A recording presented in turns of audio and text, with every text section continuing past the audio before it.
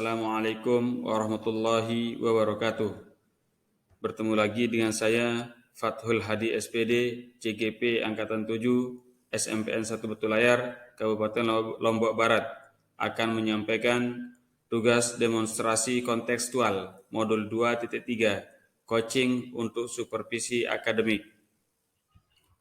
Adapun tujuan dari tugas Modul 2.3 dalam praktik coaching ini yaitu agar calon guru penggerak dapat melakukan praktik coaching dengan CGP lain untuk membantu pengembangan area kompetensi coaching pada konteks pembelajaran atau keseharian calon guru penggerak. Alur yang digunakan dalam praktik coaching pada kesempatan ini yaitu menggunakan alur Tirta yang artinya T sama dengan tujuan, kemudian yang kedua I, identifikasi masalah, dan yang ketiga R yang merupakan rencana aksi, dan yang keempat TA yang berarti tanggung jawab. Assalamualaikum warahmatullahi wabarakatuh. Waalaikumsalam warahmatullahi wabarakatuh. Hari ini kami akan melakukan praktik coaching demonstrasi kontekstual Modul 2.3. Bersama saya Asmaul Husna SPD dari TK Negeri 2 Ranjau Kecamatan Gunung Sari, Kabupaten Lombok Barat, bersama dua rekan saya. Saya M. Nuruddin SPDI dari SDN 2 Sisile, Kecamatan Gunung Sari, Kabupaten Lombok Barat. Dan saya Fathul Hadi SPD dari SMPN 1 Batulayar, Kecamatan Batulayar, Kabupaten Lombok Barat. Dengan fasilitator Ibu Halimatus Sa'diah MPD dan pengajar praktik Ibu Hajah Maria Ulfah MPD. Siapa kita? Guru penggerak, tergerak, bergerak, menggerakkan. Dalam praktik coaching kali ini, saya sendiri, Fathul Hadi SPD, akan berperan sebagai observer. Kemudian, Saudari Asmaul Husna SPD akan berperan sebagai coach. Dan Saudara Muhammad Nuruddin SPDI akan berperan sebagai coachee.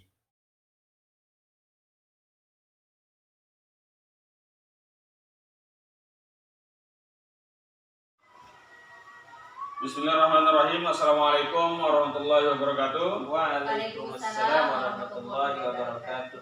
Bagaimana kabarnya Pak Nuruddin? Alhamdulillah, Wasman? baik, sehat. Baik sehat. Ya, alhamdulillah. Meskipun dalam suasana puasa, tapi masih tetap segar dan semangat ya. Ya. Nah, jadi pada kesempatan ini kita akan coba melakukan praktik coaching, di mana saya sendiri sebagai observer atau pengamat, kemudian Bu Asmaul Husna SPDI selaku coach, dan Bapak Muhammad Nuruddin SPDI sebagai coachee. Nanti kita akan melakukan praktik coaching dengan alur Tirta, di mana di dalamnya akan mencakup tujuan, yang kedua identifikasi masalah, yang ketiga itu rencana aksi, dan yang keempat tanggung jawab. Ya. Baiklah, sebelum kita mulai, sebelumnya saya akan menyampaikan beberapa pertanyaan kepada Ibu Asmaul Husna selaku coach. Yang pertama, kompetensi coaching apa yang akan Ibu Asma terapkan pada kesempatan ini? Kompetensi yang akan saya terapkan pada kesempatan ini yaitu bagaimana saya menghadirkan diri secara penuh ya terhadap proses praktik coaching ini. Seperti itu ya. Kemudian yang kedua, kompetensi yang mana yang secara spesifik yang akan Ibu lakukan kepada coaching? Kompetensi yang secara spesifik atau yang secara aktif yang akan saya lakukan nanti terhadap coaching yaitu rencana aksi ya, lebih kepada rencana aksi. Bagaimana nanti terjadi perubahan setelah proses praktik coaching ini. Seperti itu ya. Ya. Ya, luar biasa, mudah-mudahan nanti bisa tercapai apa yang menjadi spesifikasi yang akan menjadi tujuan ya. Kemudian indikator ketercapaian yang akan Ibu gunakan dalam proses ini seperti apa? Indikator ketercapaian dalam proses coaching ini nanti bagaimana kita bisa mendapatkan solusi dari permasalahan-permasalahan yang dihadapi coaching. Gitu ya. Jadi bagaimana nanti menghadapi permasalahan-permasalahan yang dihadapi oleh coach ya. Oke, kalau begitu untuk lebih efisien mari kita mulai kegiatan coaching ini. Kepada Bu Asma dan Bapak Nurudin kami persilakan. Assalamualaikum warahmatullahi wabarakatuh, Bu Guru. Waalaikumsalam warahmatullahi wabarakatuh. Ya, bagaimana Pak? Izin ada waktu, Bu Guru. Insya Allah ada waktu Pak. Saya untuk menyampaikan unek-unek saya di kelas. Iya. Kalau boleh, saya cerita, Bu Guru. Silakan. Ya. Gimana ini? Apa yang bisa kita diskusikan hari ini? Silakan Pak. Jadi Apa yang sedikit bisa saya diceritakan? bercerita bagaimana hambatan atau temuan-temuan yang saya alami di kelas ketika pembelajaran. Jadi minggu yang lalu saya sudah adakan pembelajaran di kelas dengan persiapan yang cukup matang. Saya sampaikan ketika itu ada materi kisah. Saya kebetulan guru pendidikan agama Islam dan Budi Pekerti di SD atau di sekolah dasar. Jadi saya membelajarkan ketika itu kisah sahabat Nabi di kelas 6. Kemudian setelah saya selesai pembelajaran di sesi terakhir itu saya adakan asesmen atau penilaian. Ternyata apa yang saya harapkan, Bu, dari pembelajaran itu jauh dari harapan. Tujuan itu jauh dari harapan. Di mana hasil atau nilai dari anak-anak itu sangat rendah. Memang sih ada yang tinggi nilainya, bahkan ada yang dapat 100 juga 2 orang. Dari 39 murid yang ada di kelas 6 itu, di kelas saya itu 2 orang yang dapat 100 Dari 39. dari 39. Kemudian ada beberapa yang tuntas. Kemudian sekitar 60 atau 70% itu jauh di bawah KKM. Itu yang menyebabkan saya betul-betul kecewa rasanya. Dan kalau saya lihat memang ketika saya adakan pembelajaran di kelas waktu itu, anak-anak yang duduk di depan itu memang perhatiannya bagus. Dan ini nanti yang diantaranya yang 2 yang dapat 100 itu duduknya di depan. Kemudian di tengah sampai ke belakang itu bahkan ada yang ngomong dengan temannya asik sendiri, bahkan ada yang kayak orang pokoknya tak bersemangat lah begitu intinya. Itu jadi cerita saya mengenai pembelajaran yang saya alami di kelas. Jadi begitu ya Pak, permasalahan yang sudah dihadapi. Jadi memang butuh keteguhan hati juga Pak ya. Jadi Bapak saya dengar tadi merasa kecewa. Jadi begini Pak, kira-kira nanti apa sebenarnya tujuan yang ingin Bapak capai pada proses uji ini? Jadi tujuan saya terhadap ini mencari guru, saya ingin mencari solusi dari permasalahan atau yang saya alami di kelas tadi, supaya nanti bisa saya memperbaiki pembelajaran di mana kekurangan, kesalahan atau bagian mana nanti yang merupakan kekurangannya itu yang perlu saya perbaiki, yang saya harapkan dari diskusi ini. Nanti kita bisa temukan solusi ya. Ya. Nah sebelum nanti kita bisa menemukan solusi Pak, kira-kira nih ada peluang apa atau kekuatan apa yang nanti bisa dicapai dalam mencapai tujuan itu? Ya. Jadi yang pertama, saya betul-betul percaya diri ketika itu. percaya diri, akan tetapi seperti apa yang sudah saya ceritakan tadi, ternyata ada kekurangannya. Nah, setelah saya gali, saya pikir-pikir, sepertinya saya juga memiliki kompetensi lain. Di antaranya saya memiliki ilmu dalam teknologi. Nah, itu salah satu kekuatannya. Kemudian kekuatan lain atau potensi lain, ada dukungan dari sekolah berupa sarana prasarana yang memadai, termasuk dukungan dari kepala sekolah dan rekan-rekan guru. Itu potensi. Ya. Oke.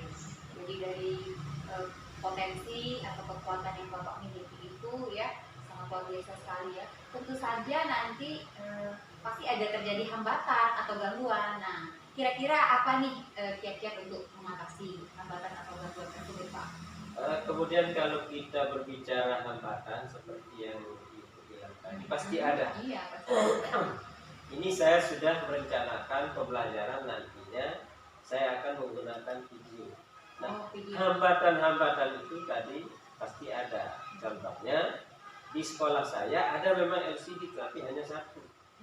Nah, nanti ketika LCD itu sudah mau dipakai oleh guru lain, otomatis saya harus mengalah. Itu apa namanya hambatannya. Kemudian yang kedua, LCD itu ada terpakai, bisa saya pakai, tetapi listrik misalnya yang mati. Nah, itu kendala juga. Nah, ini kendala yang kedua. Kemudian misalnya ketika saya akan menggunakan jaringan internet, internetnya tiba-tiba jaringan tidak stabil. Ini hambatan-hambatan. Nah, untuk mengatasinya, ketiga hambatan ini saya cukup satu yang jadi antisipasinya, yaitu dengan membuat teks cerita atau skenario begitu. Di mana nanti saya akan bercerita dulu seperti apa yang sudah saya lakukan di sebelumnya, tetapi saya akan sampaikan kepada anak-anak bahwa nanti setelah saya bercerita, anak-anak akan menceritakan kembali dalam bentuk drama. Drama jadi nanti ada yang berperan sebagai ini. Nah, itu yang akan saya siapkan. Jadi teks atau skenario percakapan dari cerita yang saya pelajari itu. Kemudian jika kendala-kendala itu tidak ada, maka tetap saya akan gunakan video. Karena saya sudah memetakan kebutuhan belajar anak. Berdasarkan yang tiga itu, yaitu kesiapan, kemudian minat belajar, dan profil belajar mereka. Setelah saya adakan pemetaan, ternyata banyak yang tipe audio anak-anak, sehingga saya kayaknya lebih akan menggunakan video itu, karena itu yang saya rasa paling jitu, cara paling jitu untuk mencapai tujuan dari apa yang sudah ada di rencana pelaksanaan pembelajaran.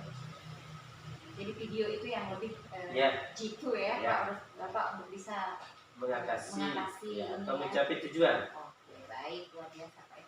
Jadi kira-kira nih Pak, kalau kita melihat dari skala dari 1 banding 10 ya, dari 1 sampai 10. Nah, kira-kira posisi Bapak pada saat sekarang ini di posisi mana Pak? Ya, kalau melihat yang kemarin Bu, dari pembelajaran yang kemarin betul-betul kecewa saya. Dan saya berada sampai saat ini rasanya masih berada di angka 5. Angka 5 ya? Dari 10 itu dari Bapak 10 berada di angka 5. Baik. Jadi nanti di posisi yang 5 itu nanti kira-kira nih target yang ingin Bapak capai kira-kira di skala mana nanti? Jadi dari apa yang kita bicarakan tadi dan apa yang menjadi pemikiran-pemikiran saya, bahwa ini ada teknik jitu untuk mengatasi tadi, saya akan target saya itu sampai 7 sampai 8. Saya tidak berani terlalu tinggi karena pengalamannya kemarin. Jadi 7 lah, 7 sampai 8. 7 sampai 8 ya, insya Allah nanti Ya. bisa terrealisasi ya, Ya. Pak ya. Ya. Jadi selanjutnya rencana aksi nih Pak.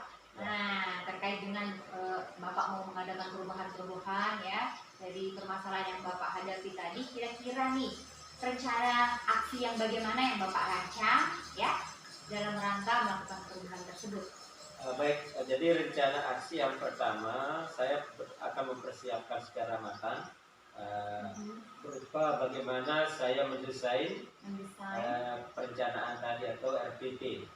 Nah, jadi yang saya desain RPP itu mulai dari tujuan, saya akan betul-betul analisa, saya akan fokus di tujuan itu, kemudian di langkah-langkah itu saya akan betul-betul merancangnya dengan baik. Terutama kemudian di medianya, media pembelajaran, supaya dari pemetaan belajar anak itu yang tadinya audio itu saya akan gunakan video, dan betul-betul akan saya siapkan video tersebut. Ya. Itu rencana awal saya. Oke, sepertinya menarik sekali ya Pak ya, rancangan atau rencana aksi Bapak yang akan Bapak lakukan. Tadi saya dengar tadi merancang RPP ya Pak ya, sesuai mungkin. Terus yang kedua tadi membuat video ya, membuat video yang jitu ya Pak ya. Nah, dari kedua rencana aksi itu mana yang lebih spesifik Pak yang akan Bapak ini? Bapak mau ini? Kalau di dua-duanya penting ini ya, tetapi karena tadi saya lebih fokus kepada medianya, media pembelajaran itu, dan nantinya audio visual kalau dia video kan, karena selain dapat melihat dia juga dapat mendengarkan pembicaraan yang ada di video tersebut. Oke, baik. Nah, tadi Bapak lebih spesifik ke video ya, media dalam merancang video pembelajaran kan, bagus ya Pak ya. Nah, kira-kira strategi apa nih Pak yang Bapak gunakan atau yang Bapak upayakan untuk dalam rangka untuk mendesain video pembelajaran bagi Bapak? Untuk strategi ya, jadi nanti saya akan mengajak rekan-rekan saya yang ahli di bidangnya. Ada beberapa teman yang sudah mencoba membuat video animasi misalnya. Nah, itu kemudian ada teman yang bisa membuat sejenis karikatur itu. Nah, itu yang akan saya ajak ya. Itu bagian dari strategi saya. Kemudian selain itu saya akan memastikan betul kepada kepala sekolah dan rekan guru bahwa di hari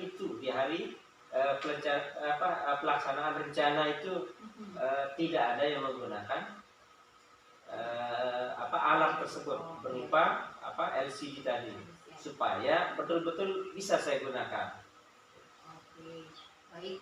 Tadi sudah Bapak sampaikan, nanti apalagi sudah konsultasi sama kepala sekolah tentang media yang Bapak gunakan, peralatan atau perlengkapannya ya Pak. Nah, kira-kira kapan nih rencana aksi yang Bapak rencanakan untuk dilaksanakan itu, kira-kira targetnya berapa lama nih Pak? Ya, untuk target pelaksanaan rencana ini saya sudah ada di benak saya itu minggu depan, karena saya sekarang ini sudah mulai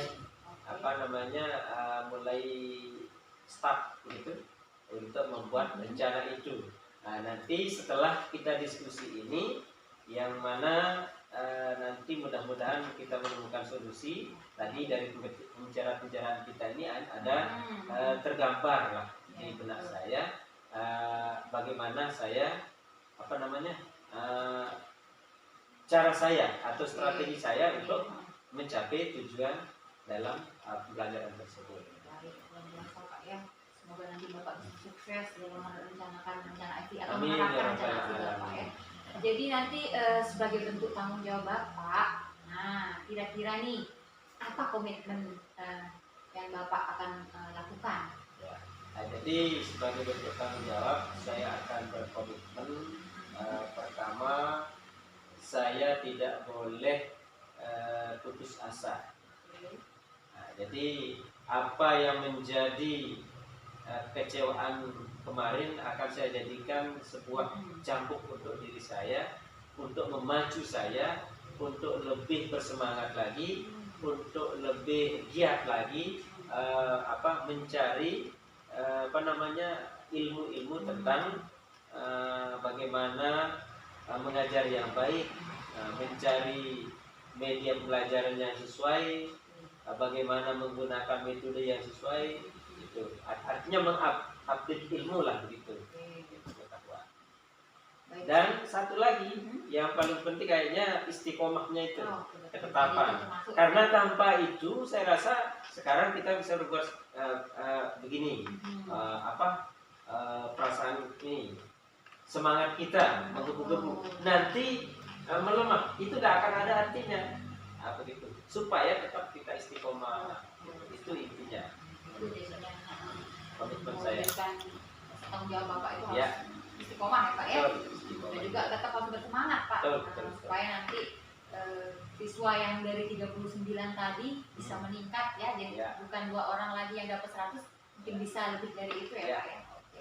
Baik, di sini tentu Bapak tidak bisa menjalankan sendiri Pak. Nanti kira-kira nih siapa yang bisa membantu Bapak dalam memperkuat rencana aksi tersebut? Jadi seperti yang sudah saya sampaikan tadi, saya sadar betul bahwa saya manusia. Namanya manusia itu makhluk sosial, tidak bisa hidup sendiri, pasti membutuhkan bantuan orang lain. Nah, dalam hal ini saya pasti akan butuh bantuan. Bantuan-bantuan yang saya butuhkan yaitu dari orang-orang terdekat yang ada di sekolah itu, terutama sekali. Yaitu yang pertama kepala sekolah. Jadi saya akan menyampaikan rencana saya kepada kepala sekolah untuk supaya bagaimana kepala sekolah saya maklum dengan keadaan saya, kemudian bisa memaklumi nanti ketika saya akan menjalankan rencana aksi tersebut tidak ada kendala dari pihak kepala sekolah pertama. Kemudian yang kedua dengan rekan sejawat yaitu guru yang ada di sana. Guru-guru nanti akan saya beri permakluman dan saya minta bantuan, terutama nanti kepala sekolah terutama dan guru itu akan saya minta menjadi observer di kelas itu, atau sekalian dia supervisi saya bagaimana penampilan mengajar saya, supaya saya tahu di mana kelemahan-kelemahan dalam pembelajaran tersebut atau dalam menjalankan rencana aksi tersebut. Luar biasa sekali ya Pak Guru ya. Jadi saya senang sekali dengan diskusi kita pada hari ini Pak Guru ya. Jadi saya ingin menanyakan bagaimana perasaan Pak Guru setelah kita melakukan praktek coaching ini atau diskusi ini. Jadi alhamdulillah saya pertama berterima kasih kepada Bu Guru karena telah bersedia menemani saya berdiskusi. Jadi setelah saya menyampaikan apa unek-unek saya dari awal tadi, saya merasa plong ya, kayak beban itu hilang gitu. Ya, Pak, ya? Kemudian sekarang saya tahu kalau potensi itu ada sebenarnya dalam diri kita, tetapi kita tidak maksimalkan kompetisi itu ya. Itu yang ada dalam diri saya sekarang, perasaan saya. Artinya pada intinya saya merasa plong ya. Santai lagi. Ya fresh lah gitu ya. Luar biasa sekali ya Pak diskusi kita ini. Saya sebenarnya ingin lebih lama lagi Pak ya, kita bisa berdiskusi atau sharing lagi. Mungkin nanti saya penasaran sekali nih Pak. Kira-kira nanti setelah melakukan perubahan, menjalankan rencana aksi tadi, ada tidak perubahannya. Nah, saya ingin dapat informasi lagi dari Bapak. Kira-kira nih, kapan kita bisa bertemu lagi untuk berdiskusi lagi? Nah, itu justru mungkin kalau Ibu butuh, saya lebih butuh jadinya di sini dalam hal ini. Kenapa? Karena sayalah yang berkepentingan dalam hal ini. Nah, bagaimana supaya saya bisa meningkatkan kemampuan mengajar saya. Nah, nanti setelah saya menjalankan aksi, saya akan kembali meminta Ibu untuk kita berdiskusi kembali. Insya Allah saya akan siap Pak mendengarkan. Karena saya penasaran nih, Ya. Insya Allah dari rencana aksi atau strategi yang Bapak sampaikan tadi, saya yakin Bapak bisa dan sukses ya dalam menjalankan. Insya Allah saya akan selalu doakan. Oke, dari diskusi kita kali ini kira-kira nih apa yang bisa kita pelajari atau kesimpulan apa yang kita peroleh dari sesi ini Pak? Nah, jadi kalau bisa saya simpulkan ya, jadi tadi permasalahan hambatan sudah saya sampaikan dan sepertinya kita sudah menemui solusinya. Nah, jadi yang pertama cara pembelajaran saya mungkin ya masih istilahnya berbasis. Saya masih menggunakan cara-cara lama. Metode yang saya gunakan adalah metode ceramah. Ya. Saya bercerita kemarin itu bercerita sendiri, asik sendiri. Anak-anak ternyata asik sendiri juga dengan anunya mereka. Ya. Akhirnya saya memiliki inisiatif untuk merubah pola atau gaya mengajar saya dengan menggunakan metode-metode yang sesuai, media-media yang sesuai. Seperti tadi ya, video pembelajaran tadi ya. Baik Pak. Seperti yang saya bilang tadi, sebenarnya saya pengen waktu lebih banyak lagi, tapi karena ada keperluan yang kita harus inginkan, jadi kita nanti bisa sharing lagi ya Pak, seminggu lagi mungkin kita bisa ketemu lagi. Sekali lagi terima kasih Bu. Sama-sama Pak, terima kasih juga karena Bapak sudah bisa sama saya. Saya akan kembali ke kelas ini Bu. Oh, Ya. Assalamualaikum. Oke. Waalaikumsalam warahmatullahi wabarakatuh. Ya, alhamdulillah sudah selesai kegiatan praktik coaching yang Bapak dan Ibu lakukan. Ya. Jadi dari apa yang sudah Bu Asma dan Pak Nurdin tadi lakukan luar biasa. Yang pertama, kegiatan coaching sudah berjalan sangat bagus, sangat baik sekali. Terlebih-lebih di sini saya lihat sudah terjalin kemitraan ya antara coach dan coachee, sehingga suasana lebih santai, lebih mengalir diskusinya. Jadi tidak ada yang merasa tertekan dan lain sebagainya ya, luar biasa. Kemudian yang kedua, kegiatan alurnya sudah berjalan sesuai dengan alur kita. Tadi ada tujuan yang ingin dicapai, kemudian yang kedua ada identifikasi masalah dari coach, kemudian rencana aksi sudah menggali beberapa potensi yang dimiliki oleh coach ya, yang dimiliki oleh coachee ya. Kemudian di sini tadi terlihat seperti rencana-rencana apa yang akan dilakukan oleh si coachee ya. Kemudian yang selanjutnya terlihat adanya tanggung jawab atau komitmen yang akan dilakukan oleh Pak Nurdin sebagai coachee. Mudah-mudahan nanti ini bisa berjalan dengan baik, dengan lancar ya. Kemudian selanjutnya yang perlu diperbaiki, kalau dari pembelajaran yang sudah dilakukan oleh Pak Nurdin selaku coachee, itu nanti akan memanfaatkan dan meningkatkan kemampuan ya, dengan memanfaatkan media yang ada di sekolah ya. Kemudian yang memanfaatkan kompetensi yang ada dalam diri untuk meningkatkan dan memperbaiki cara belajar atau mengajarnya ya. Kemudian selanjutnya secara rutin akan melakukan latihan-latihan lagi dalam kegiatan terutama praktik coach dan coaching ini ya, dalam praktik coaching ya. Kemudian selanjutnya kalau kehadiran secara penuh ini sudah luar biasa. Tadi dari pihak coach sudah betul-betul mengamati dan mendengarkan secara penuh apa yang menjadi kebutuhan coachee ya, dalam bercerita, menyampaikan apa yang menjadi permasalahannya, menyampaikan rencana aksi sampai dengan bentuk komitmen yang akan dilakukan ya. Sudah luar biasa kalau dari kehadiran secara penuh. Nah di sini dengan adanya kegiatan tadi nanti kita bisa lebih meningkatkan lagi supaya lebih terus meningkat, apa yang menjadi kekurangan-kekurangan itu bisa ditutupi sehingga kita bisa menerapkan apa yang kita lakukan ini dalam kegiatan sehari-hari kita di tempat tugas masing-masing, di sekolah terutama, sehingga kita bisa membantu rekan-rekan guru di sekolah dalam memecahkan masalah-masalah yang dihadapi dalam pembelajaran, ya. Dan ini akan sangat bermanfaat sekali baik sebagai seorang guru maupun sebagai seorang pemimpin pembelajaran, bahkan sebagai seorang pemimpin dalam suatu lembaga atau sebagai kepala sekolah, ya. Luar biasa. Terima kasih. Kegiatan coaching ini sudah bisa berjalan dengan lancar dan maksimal. Mari kita tutup kegiatan ini dengan saya mengucapkan terima kasih yang luar biasa. Terima kasih. Wassalamualaikum warahmatullahi wabarakatuh. Sampai jumpa pada pertemuan. Sampai jumpa untuk pertemuan berikutnya. Terima kasih. Demikian praktek coaching pada kesempatan ini. Semoga ada manfaatnya. Terima kasih. Salam bahagia. Wassalamualaikum warahmatullahi wabarakatuh.